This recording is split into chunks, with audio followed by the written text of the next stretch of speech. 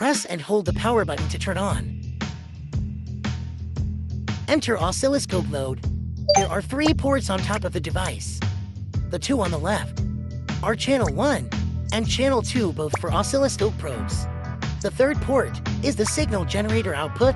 Take out the 2 oscilloscope probes. Connect one to channel 1, tighten it. Then connect the other to channel 2, tighten it. Once those probes are set, the other end is the signal probe clip. This includes 2 ground clips. We need to connect the ground clips. Take the ground wire from the car and clip it to the ground clip. Once connected, use one signal clip to connect to CAN high. Use the other clip to connect to CAN low. Now, adjust. Channel 1 settings, set to 1 times DC. Channel 2, also set to 1 times DC. Back to the oscilloscope screen. Tap Auto to auto-adjust the signal.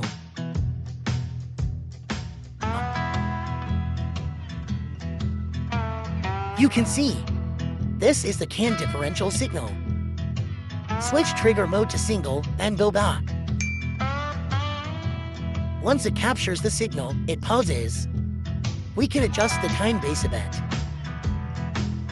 Try capturing again. Make the time base even smaller.